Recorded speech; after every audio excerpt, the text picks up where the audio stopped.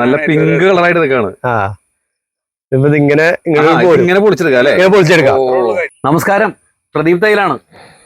ഞാനിപ്പോ നിൽക്കുന്നത് ചാലക്കുടി കാർമൽ സ്കൂളിന്റെ സമീപത്തുള്ള ഷാജി അമ്പുക്കൻ ചേട്ടന്റെ വീട്ടിലാണ്.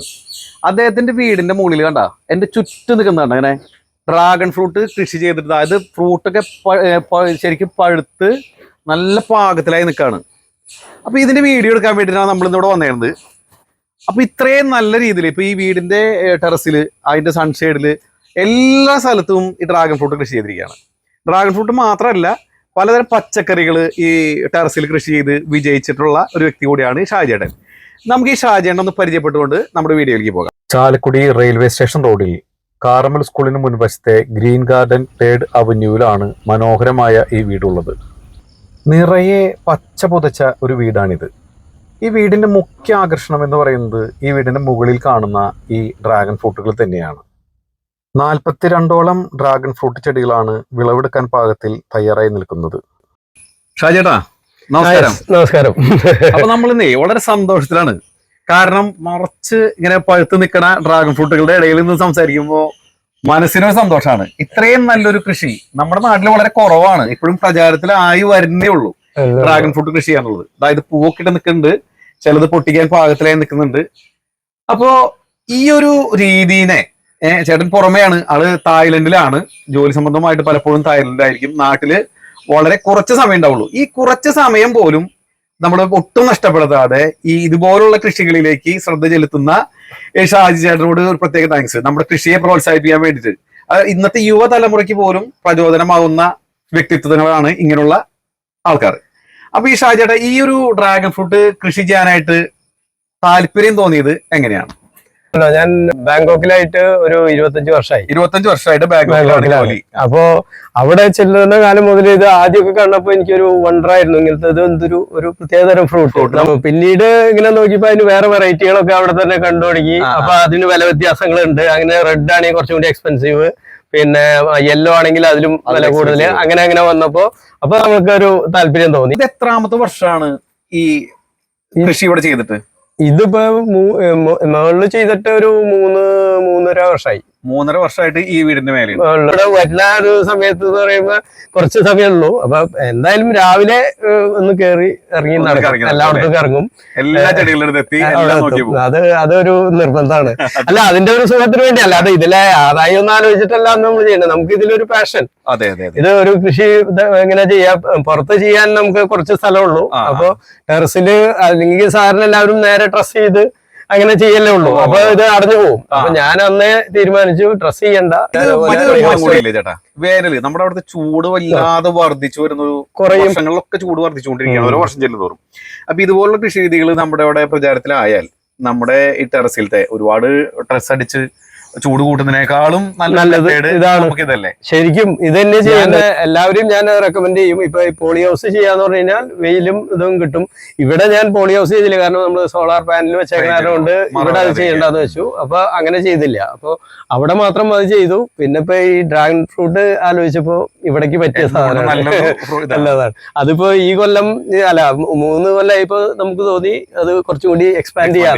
കാരണം ഇതിൽ നിന്ന് തന്നെ വിത്ത് എടുത്തിട്ടുള്ള നമ്മൾ അടുത്തത് ചെയ്യുന്നത്. എത്ര തൈകളെ? 40ഓളം തൈകളുണ്ടാവും. ഇപ്പൊ ഒരു 10-20 എണ്ണൊക്കെ ഇതുപോലെ ഫ്രൂട്ടായി നിൽക്കണ്ടല്ലേ? ഉണ്ട് 20 എണ്ണം. ഇത് തന്നെ 12 എണ്ണം ഉണ്ടാവുമല്ലോ ഇവിടെ. പിന്നെ അത് 10-20 എണ്ണൊക്കെ 20-ലധികം പല സ്ഥലത്തും കണ്ടിട്ടുള്ളത്. വെറുതെ ഇങ്ങനെ റബ്ബറൊക്കെ ഇങ്ങനെ ടയറൊക്കെ വെച്ചിട്ട് വലിയ വൃത്തിയിലൊന്നും നല്ല ചെയ്തതാണ്. ഇവിടെ നോക്കിയപ്പോൾ വളരെ സിസ്റ്റമാറ്റിക് ആയിട്ടാണ്. സ്ക്വയർ ട്യൂബൊക്കെ കൊടുത്ത് നല്ല ഒതുക്കത്തിൽ നമുക്ക് അതിന്റെ ഇടയിൽ കൂടെ നടന്നാലും കുഴപ്പമൊന്നുമില്ല. അല്ല, അതിന്റെ കാരണം എന്ന് വെച്ചാൽ ഇത് നമ്മൾ വീടിന്റെ മുകളിൽ ചെയ്തപ്പോ നമ്മൾ ഈ വീടിന്റെ ഷോ മൊത്തത്തിൽ കളയണ്ടാന്നുള്ളൊരു ആഗ്രഹവും അല്ലെങ്കിൽ വീട്ടിലേക്ക് കടന്നു വരുമ്പോ ആദ്യം ശ്രദ്ധിക്കേണ്ടതാണ്. അത് ഈ അടുത്ത് ഇപ്പൊ പലരും വന്നു കഴിഞ്ഞാൽ വേറെ ചോദിക്കും, മുകളില് ഡ്രാഗൺ ഫ്രൂട്ട് ഉള്ള വീടല്ലേ? ഇതൊക്കെ പറയാറായി.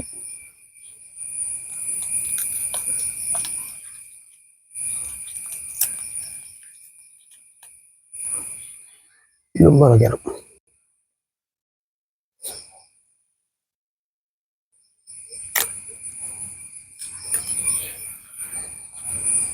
ഇതൊക്കെ ഒരു ഫ്രൂട്ട് എത്ര കിലോ ഉണ്ടാവും? ഒരു 1/2 കിലോയിൽ മേലെ ഉണ്ടാവില്ല സാറേ? 1/2 കിലോയിൽ മേലെ ഉണ്ടാവും. പിന്നെ ഒരു 500-600 ഗ്രാം വരെയൊക്കെ വന്നിട്ടുണ്ട്.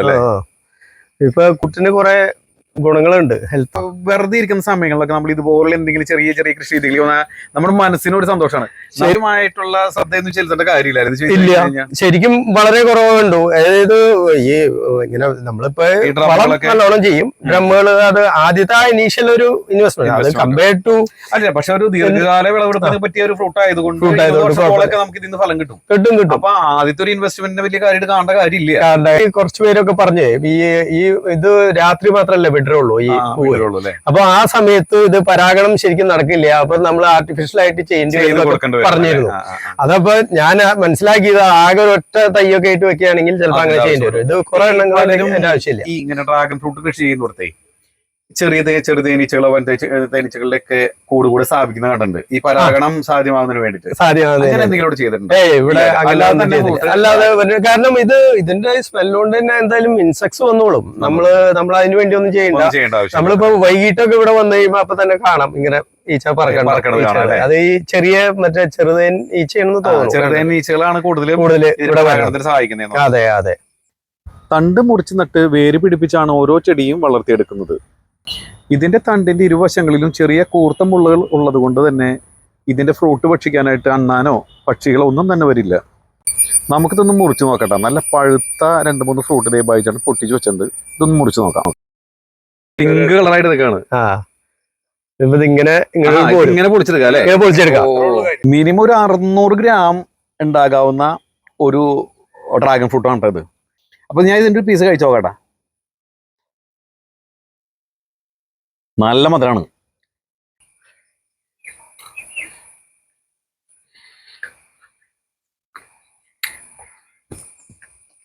നല്ല സാധനമല്ലേ?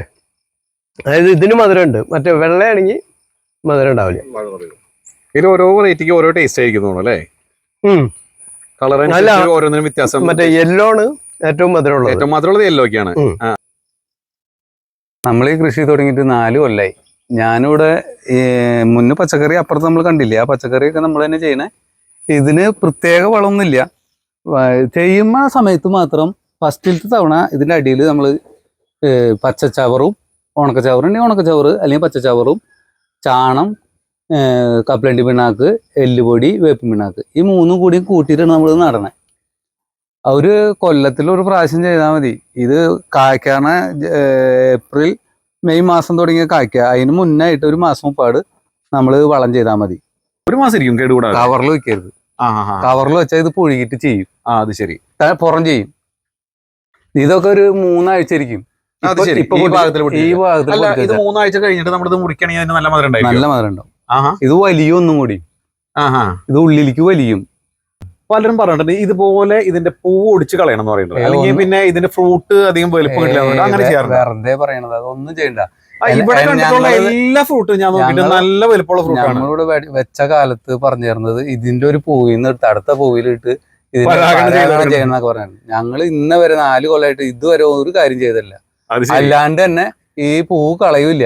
പൊട്ടിക്കണ സമയമാകുമ്പോഴാണ് അത് കൊഴിഞ്ഞു പോവാ. തന്നെ കൊഴിഞ്ഞു പോവാ. ഇത് പൊട്ടിച്ച് കളഞ്ഞാൽ ഇതിന്റെ ഉള്ളിൽ കൂടുതൽ കേട് വരും.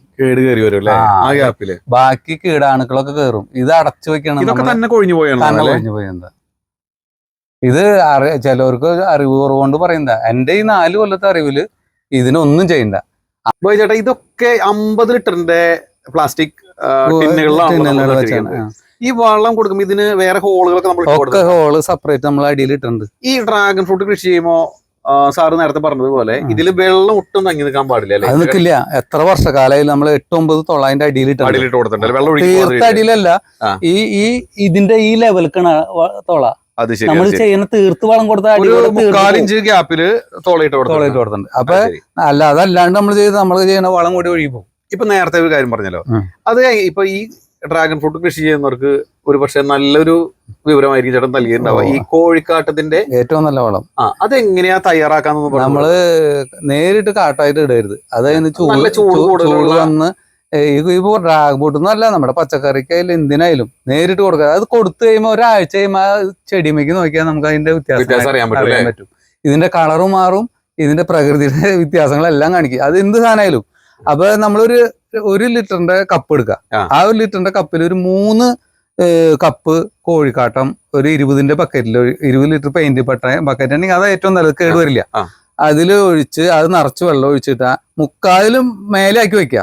അത് കഴിയുമ്പോ ഇത് പതച്ച് പൊങ്ങി 2 ദിവസം കൊണ്ട് മുകളിൽ വേറെ കീടം പോലെ വരും. അത് വടിക്ക് ഇളക്കി കൊടുക്കുക. അത് കഴിഞ്ഞ് വീണ്ടും 2 ദിവസം കഴിയുമ്പോൾ വീണ്ടും അത് മാറി വീണ്ടും ഒന്ന് കീടം മാറി വരും. അങ്ങനെ ഒരു 4-5 ദിവസം എത്തുമ്പോ അതിൽ നിന്ന്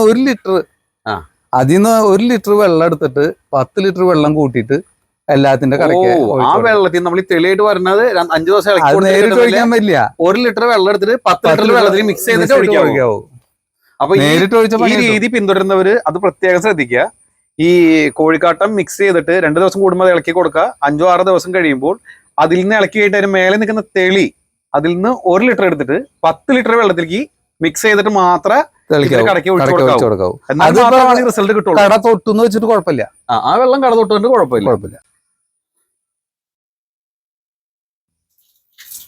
എല്ലാവർക്കും 4 സെന്റ് 5 സെന്റ് ഭൂമിയിലുള്ള വീടായിരിക്കും. അതില് ടെറസ് വെറുതെ ഇട്ട് അല്ലെങ്കിൽ പുറത്ത് വെക്കണോണ്ട് കുഴപ്പമില്ല. പക്ഷെ പുറത്ത് വെക്കണേലും സൗകര്യമായിട്ട് ചെയ്യാവുന്നത് വീടിന്റെ ടെറസിൽ തന്നെയാണ്. പിന്നെ ഈ കൃഷി ചെയ്യണോണ്ട് നമുക്ക് പ്രത്യേകമായിട്ട് ഒരു വലിയ ചെലവുകളില്ല. എന്നാൽ ഇതിലെ വരുമാനം എന്ന് പറയുന്നത് നമുക്ക് തന്നെ ഫ്രൂട്ട് കിട്ടണല്ലോ. ഇവിടെ ആവശ്യത്തിനുള്ളെങ്കിലും നമ്മൾ ഉണ്ടാക്കിയെടുക്കണം ഓരോ വീടുകളിലും. അതാണ് ഇതൊരു പാഷനായി നമ്മൾ അതിനെ കണ്ട് അതിപ്പോ ഉണ്ടായി വരുമ്പോ നമുക്ക് ഇതിന്റെ ഫ്രൂട്ടിന്റെ ഒരു പീസ് കഴിച്ചിട്ടുണ്ടായിരുന്നു.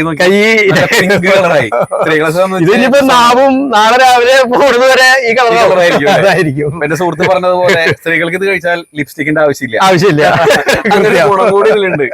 ഈ ഒരു കൃഷി രീതിയെ പരിചയപ്പെടുത്തി തന്ന ഷാജി സാറിനും കുടുംബത്തിനും എന്തായാലും ഇത് ഇങ്ങനെ നമ്മൾ തന്നെ ഉണ്ടാക്കിയ ഒരു സാധനത്തുമ്പോ ഫ്രൂട്ട് ഉണ്ടാവുമ്പോ നമുക്കൊരു ഭയങ്കര സന്തോഷമാണ് മാനസികമായിട്ട്. അത് തന്നെ വേണ്ടു.